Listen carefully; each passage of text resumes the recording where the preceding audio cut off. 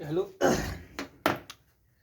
Last में हम लोगों ने ट्रिग्नोमेट्री का पूरा इंट्रोडक्शन ख़त्म कर दिया था और आज से हम लोगों का एनसीईआरटी का एक्सरसाइज 8.1 स्टार्ट हो रहा है। और जो एनसीईआरटी का एक्सरसाइज 8.1 है उसका मेरा जो फर्स्ट क्वेश्चन है in triangle A B C right angled at B AB is equal to 24 centimeter, BC is equal to 7 centimeter. To determine sin A and cos A and second में निकालना है sin C and cos C। इसका Hindi questions का हिंदी आप लोग समझ लीजिए। एक त्रिभुज ABC है जिसमें जो समकोण है वह B पे है, जिसमें AB बराबर 24 सेंटीमीटर, BC बराबर 7 सेंटीमीटर दिया हुआ है। तो आपको निकालना क्या है? पहले वाले क्वेश्चन में आपको निकालना है साइन A और कॉस A और सेकेंड वाले में निकालना है साइन C और कॉस C। तो चलिए इस क्वेश्चन का सोल्यूशन हम लोग मिलके करते हैं।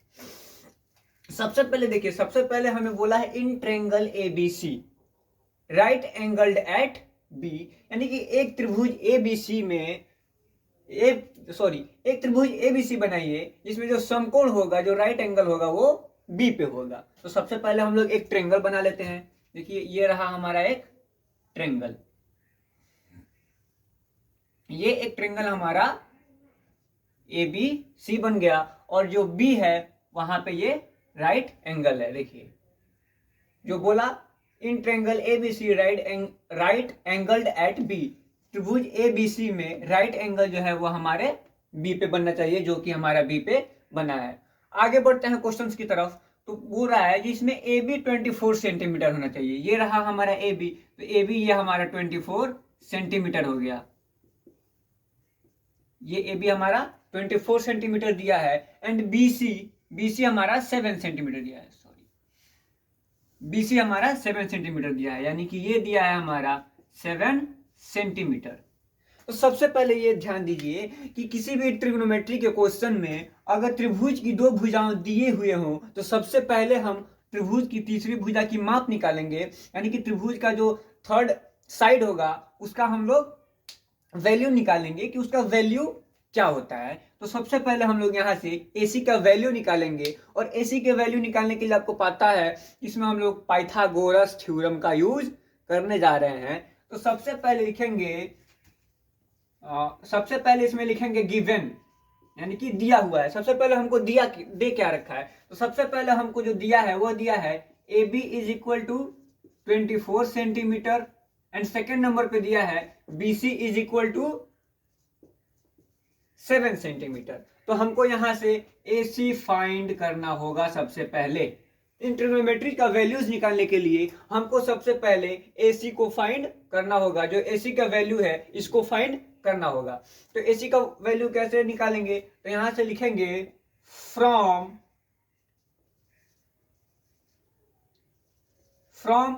पाइथागोरस थ्योरम से जो हमारा AC निकलेगा वो होगा AC is equal to under root AB square plus BC square. अब देखिए मैंने बताया था आपको कि hypotenuse square is equal to perpendicular square plus base square. और अगर हमको हाइपोटेनियस केवल निकालना हो, उसका स्क्वायर नहीं निकालना हो, तो जो यहाँ से स्क्वायर होता है वह रूट में, यहाँ पे वह रूट में चेंज हो जाता है। तो यहाँ से हमको केवल AC निकालना है, इसका स्क्वायर नहीं निकालना है। तो AC का वैल्यू क्या हो जाएगा, under root AB square plus BC square, यानी कि under root perpendicular square plus base square. तो यहां पे रखा। अब देखिए जो हमारा AB है, AB कितना दे रखा है, AB दे रखा है 24 का स्क्वायर प्लस BC दे रखा है 7 का स्क्वायर। अगर देखिए अगर 24 का स्क्वायर आपको नहीं पता है तो यहां पर आप डायरेक्टली सिंपली 24 से मल्टीप्लाई कर लीजिए, आपका निकल जाएगा 24 का स्क्वायर।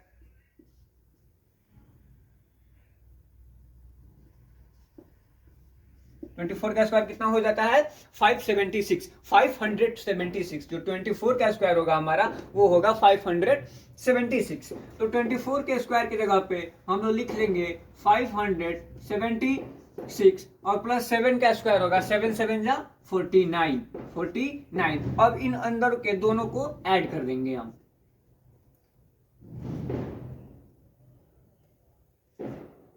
ये आ गया 625।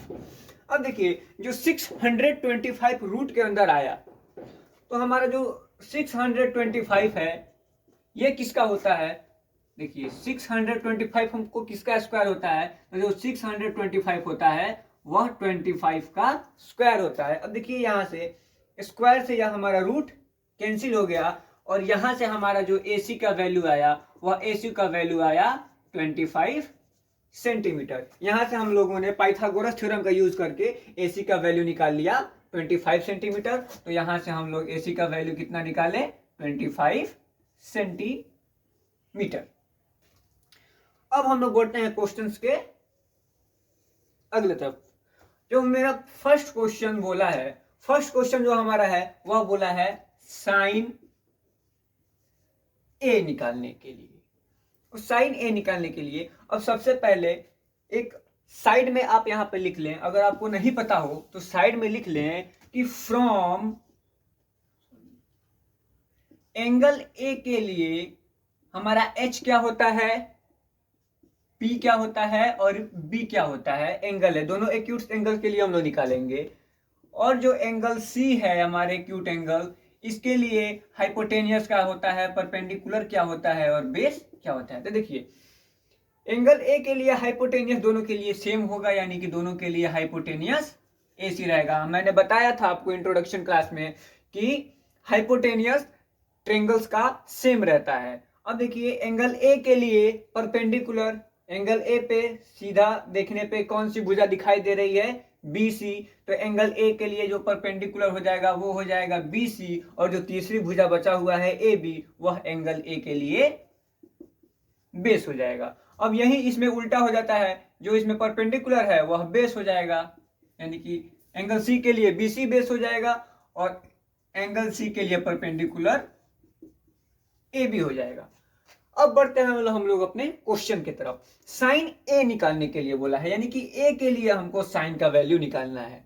इस एक्यूट एंगल A के लिए हमको साइन का वैल्यू निकालना है। तो सबसे पहले यहाँ पे हम लोग साइन का वैल्यू लिखेंगे। साइन का वैल्यू क्या होता है, तो साइन का वैल्यू जो होता है वह हमारा होता है परपेंडिकुलर बाई हाइपोटेनियस, यानी कि P बाई H। अब A के लिए हमारा परपेंडिकुलर क्या हो जाएगा P BC बाई, और A के लिए हाइपोटेनियस क्या हो जाएगा AC। हाइपोटेनियस हो गया हमारा AC। अब यहां से देखिए BC का वैल्यू कितना दिया है, BC दे रखा है यहाँ पे 7 सेंटीमीटर। तो BC के जगह पे 7 और AC के जगह पे हम लोग निकाले थे 25। तो यहां से हमारा जो साइड A का वैल्यू आ गया वह आ गया 7/25। इसका सेकंड इसी में बोला है कि cos A का वैल्यू निकालने के लिए, cos A का वैल्यू निकालने के लिए तो cos जो होता है वह होता है हमारा B/H, यानी कि बेस बाई हाइपोटेनियस। और एंगल A के लिए जो हमारा बेस हो जाएगा वो हो जाएगा AB और हाइपोटेनियस हो जाएगा AC। और AB का वैल्यू हमारा दिया था 24 सेंटीमीटर और AC हम लोग निकाले थे 25 सेंटीमीटर। तो यहां से हमारा cos A का वैल्यू निकल के आ जाता है 24/25। अब बढ़ते हैं सेकंड वाले क्वेश्चन के तरफ।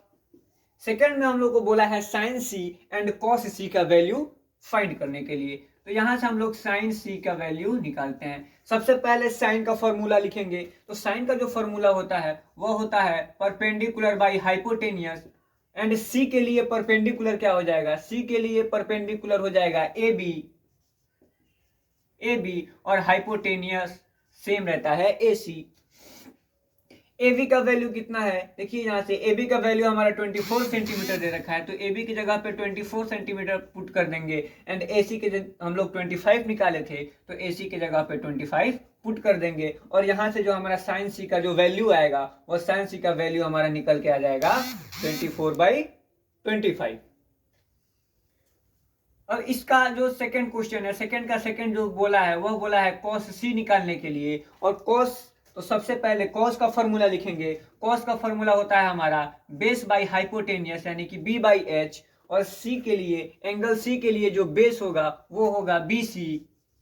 तो बेस की जगह पे BC पुट कर देंगे और हाइपोटेनियस की जगह पे AC पुट कर देंगे। अब देख लेंगे कि BC का वैल्यू क्या होता है। तो देखिए जो BC का वैल्यू हमारा निकला था, जो BC का वैल्यू हमारा था वो था 7, और जो हमारा AC का वैल्यू नीचे लिखना है वो है हमारा 25 सेंटीमीटर। तो यहां से जो हमारा cos C का वैल्यू निकल के आ जाता है, cos C का वैल्यू निकल के आ जाता है 7/25 सेंटीमीटर। तो इस तरीके से क्वेश्चन फर्स्ट का जो साइन ए का वैल्यू है वो आएगा 27/25 एंड cos ए का वैल्यू आएगा 24/25 एंड सेकंड में साइन सी का जो वैल्यू है वो आएगा 24/25 एंड cos सी का जो वैल्यू आएगा वो आएगा 7/25। अब यहां से हम लोग ये देखिए यहां से एक और चीज देखने को मिला कि एक ही ट्रायंगल्स के दो एक्यूट एंगल्स के लिए ये मान दोनों का चेंज हो गया। देखिए इसमें जो साइन ए का वैल्यू है वह दूसरे एक्यूट एंगल के लिए cos ए का वैल्यू हो गया, और पहले वाले एक्यूट एंगल के लिए जो cos ए का वैल्यू था वह दूसरे वाले एक्यूट एंगल के लिए साइन का वैल्यू हो जाता है। यानी कि जिस तरीके से एंगल ए का बेस और परपेंडिकुलर चेंज होता है एक ही एक्यूट एंगल्स के लिए, उसी तरीके से एक ही एक्यूट एंगल के लिए साइन का भी वैल्यू चेंज हो जाता है। तो ये था मेरा फर्स्ट क्वेश्चन। अब बढ़ते हैं हम अपने नेक्स्ट क्वेश्चन की तरफ। सेकंड क्वेश्चन है in figure find tan p minus cot r, यानी कि फिगर को देखते हुए tan p और tan p minus cot r का वैल्यू आपको निकालना है। तो इसका भी सॉल्यूशन हम लोग करते हैं। तो इसका सॉल्यूशन सबसे पहले हम लोग लिख लेंगे गिवन, हमको दिया क्या हुआ है। तो गिवन फिगर से क्या दिया है, फिगर से दिया है PQ is equal to 12 centimetre and PR is equal to 13 centimetre and जो QR है वो हमारा नहीं दिया है। तो QR जो है वो हमारा या तो बेस होगा, P के लिए बेस होगा और R के लिए P के लिए परपेंडिकुलर होगा और R के लिए यह बेस होगा। तो QR का वैल्यू अब कैसे निकालेंगे, तो फ्रॉम पाइथागोरस थ्योरम, इसको भी पाइथागोरस थ्योरम से हम निकाल लेते हैं। पाइथागोरस थ्योरम से जो होगा QR is equal to under root PR square minus PQ square. तो जो PR हमारा दे रखा है, PR है 13, तो 13 का स्क्वायर माइनस 12 का स्क्वायर। अब देखिए तो 13 का स्क्वायर होता है वो होता है 169 एंड 12 का स्क्वायर होता है वो होता है 144। 169 में से 144 को यहाँ से हम लोग माइनस करेंगे तो यह हमारा बचेगा 25, और जो 25 होता है वो होता है 5 का स्क्वायर। वैसे ही यहाँ से स्क्वायर से रूट कैंसिल हो जाएगा और जो हमारा QR का वैल्यू आएगा, जो QR का वैल्यू आ जाएगा वो हो जाएगा 5 सेंटीमीटर। तो यहाँ पे हम लोग QR का वैल्यू निकाल लिए कितना, 5 सेंटीमीटर। यहाँ पे QR का वैल्यू हम लोग 5 सेंटीमीटर निकाल लिए। अब बढ़ते हैं अपने क्वेश्चंस की तरफ। देखिए क्वेश्चन में हमको बोला है tan p और cot r, tan p minus cot r का वैल्यू निकालना है। तो सबसे इसको निकालने के लिए सबसे पहले हमको tan p का वैल्यू निकालना पड़ेगा और cot r का वैल्यू निकालना पड़ेगा अपने क्वेश्चन का वैल्यू निकालने के लिए। तो सबसे पहले हम लोग अपना tan p का वैल्यू निकालते हैं। तो सबसे पहले tan का फॉर्मूला जो होता है वो होता है परपेंडिकुलर बाई बेस, और P के लिए जो परपेंडिकुलर होगा, P के लिए परपेंडिकुलर हो जाएगा QR, इस P के लिए परपेंडिकुलर हो जाएगा QR, और जो बेस हो जाएगा हमारा हो जाएगा PQ, और QR का वैल्यू हम लोग निकाले हैं 5, और जो PQ का वैल्यू दे रखा है वो दे रखा है 12। तो इस तरीके से हमारा tan P का वैल्यू निकला 5/12। इसी तरीके से हम लोग cot R का वैल्यू निकालेंगे। सबसे पहले cot का फॉर्मूला होता है बेस बाई परपेंडिकुलर, और R के लिए देखिए ये R के लिए दे रखा है, तो R के लिए बेस क्या हो जाएगा, इस वाले R के लिए जो बेस होगा वो होगा QR, तो बेस की जगह पे R के लिए रख लेंगे QR, और परपेंडिकुलर आर के लिए हो जाएगा पी क्यू। तो ये हो गया हमारा पी क्यू। क्यू आर का वैल्यू दे रखा है 5 सेंटीमीटर और जो पी क्यू का वैल्यू है वो दे रखा है 12 सेंटीमीटर। अब हम आते हैं अपने क्वेश्चंस के तरफ। क्वेश्चंस में क्या बोला है, फ्रॉम क्वेश्चन,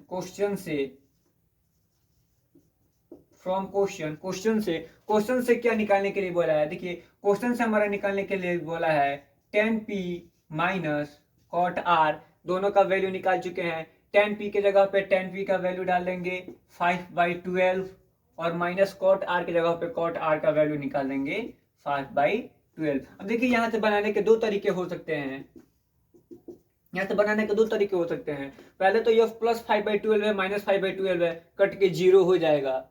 और अगर ऐसे नहीं निकालना है तो देखिए फ्रैक्शनल सब्ट्रैक्शन हम लोग कर सकते हैं। यहाँ से फ्रैक्शनल सब्ट्रैक्शन, जो फ्रैक्शनल हम लोग सब्ट्रैक्शन करेंगे तो ये जो 12 होगा वह 12 हमारा डिनोमिनेटर में चला जाएगा और जो न्यूमरेटर होगा वो ऊपर वैसे ही माइनस हो जाएगा। तो 5 माइनस 5 ऊपर आ गया हमारा 5 माइनस 5 0, 0/12 और 0/12 का जो वैल्यू आएगा वो निकल के कितना आ जाएगा 0। तो इस तरीके से हमारा tan p minus cot r का जो वैल्यू निकला वो कितना आ गया 0। यहाँ से tan p minus cot r का वैल्यू जो हमारा आया वह निकल के आ गया 0। तो अब बढ़ते हैं हम लोग अपने नेक्स्ट क्वेश्चन की तरफ। देखिए जो हमारा क्वेश्चन थर्ड बोल रहा है if sin a is equal to 3/4 then calculate cos a and tan a। यानी कि यदि sin a बराबर 3/4 दिया हुआ है तो आपको cos a और tan a का वैल्यू निकालना है। आइए इसका सॉल्यूशन हम लोग जल्दी से कर लेते हैं। अब देखिए सबसे पहले हमको दिया क्या है, given sin a is equal to 3/4। अब देखिए sin a is equal to 3/4 हमको दिया है। और देखिए ये जो 3/4 है वो हमारा रेशियो है a का किसी भी चीज का या किसी भी साइड का एक्चुअल वैल्यू नहीं है, बल्कि यह दो साइड्स का हमारा रेशियो है। तो अगर हम एक ट्रेंगल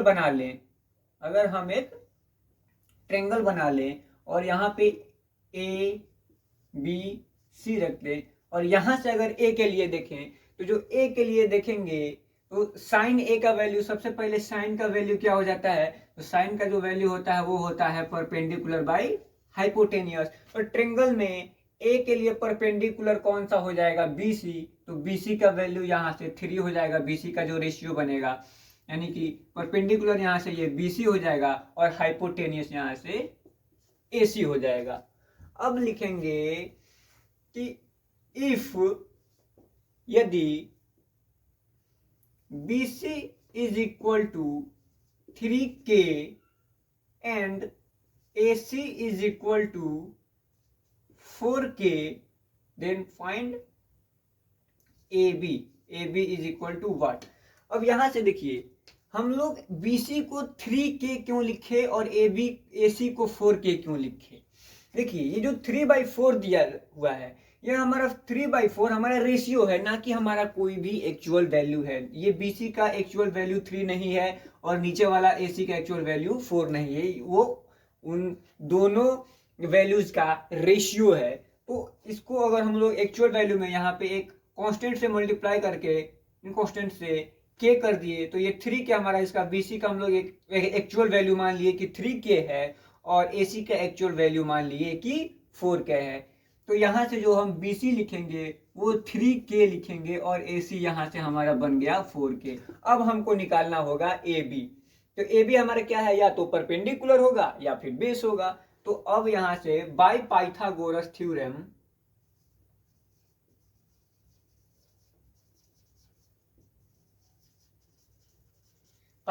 थ्योरम से हम लोग AB को निकालेंगे। तो AB इज इक्वल टू हो जाएगा √AC² माइनस BC स्क्वायर, यानी कि perpendicular is equal to hypotenuse square minus base square. तो जो AC है वो दे रखा है 4K, तो 4K का स्क्वायर माइनस BC हमारा दे रखा है 3K, तो यहाँ से 3K स्क्वायर। देखिए 4K का स्क्वायर करेंगे तो यह हो जाएगा हमारा 16K स्क्वायर और 3k का होल स्क्वायर करेंगे तो ये हो जाएगा हमारा 9k²। अब यहाँ से 16 में से हम लोग 9 को माइनस कर देंगे तो यहाँ से हमारा आ जाएगा √7k²। अब देखिए यहाँ से क्या बन के आ गया हमारा √7 और k² 2 है तो एक के बाहर निकल जाएगा, रूट से बाहर चला जाएगा। तो यहाँ से जो हमारा AB का वैल्यू आया, AB का वैल्यू निकल के आया गया √7k और यहाँ से हम लोग इसका वैल्यू हमारा आ गया √7k। अब हम लोग अपने क्वेश्चन की तरफ बढ़ते हैं। क्वेश्चन में क्या पूछा है, cos A और tan A का वैल्यू फाइंड करना है। तो सबसे पहले cos A का वैल्यू फाइंड करते हैं। cos A, तो सबसे पहले देखेंगे cos A क्या होता है। cos का वैल्यू होता है बेस बाई हाइपोटेनियस और A के लिए बेस AB हो जाएगा, फ्रॉम फिगर से AB हो जाएगा और हाइपोटेनियस AC हो जाएगा। देखिए AB का जो वैल्यू हम लोगों ने निकाला था वो था √7k और जो AC का वैल्यू निकाला था वो था हमारा 4k। अब देखिए यहाँ से k से k कैंसिल हो गया और जो हमारा cos A का वैल्यू आया वह आ गया √7/4। इसी तरीके से हम लोग tan A का वैल्यू फाइंड कर लेंगे। tan A का वैल्यू, tan का जो फॉर्मूला होता है वो होता है परपेंडिकुलर बाई हाइपोटेनियस यानी कि P/H, और A के लिए जो परपेंडिकुलर होगा वो हो जाएगा हमारा BC और जो हाइपोटेनियस होगा वो हो जाएगा हमारा AC।